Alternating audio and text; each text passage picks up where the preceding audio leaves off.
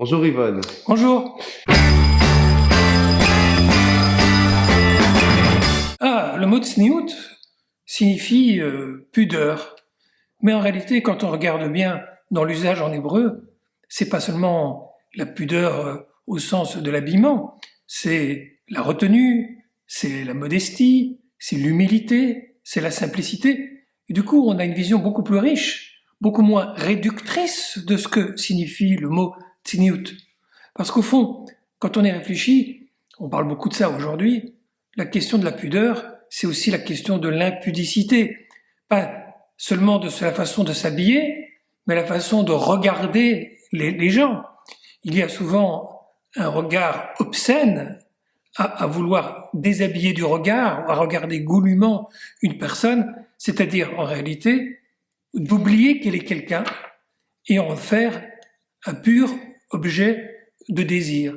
Donc la charge du problème de la pudeur ou de l'impudicité n'est pas, comme on le fait souvent, sur la personne qui s'habille d'une certaine façon, mais tout autant ou plus sur la personne qui n'est pas capable d'avoir un regard de personne à personne quand il est en relation avec les autres. Ce qui est grave avec toute l'effervescence aujourd'hui autour de la question de la pudeur, c'est qu'on en a fait un objet d'obsession. Je voudrais vous citer une petite citation de Pascal Bruckner, qui disait, parlait du paradoxe de l'ascète chez le penseur Hegel. Pour mieux se délivrer de la chair, le renonçant chrétien doit y penser à chaque minute. Le plus infime ébranlement des sens l'affole et le mobilise. Il en fait malgré lui l'aventure centrale de son existence.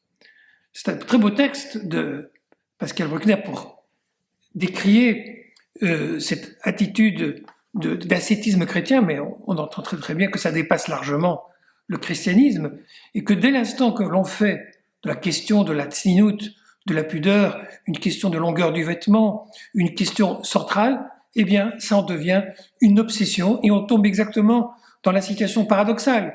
Au lieu de désérotiser la relation et la rendre plus humaine, plus directement de personne à personne, on en fait un objet de désir constant, une obsession envahissante qui finit par complètement laminer la relation.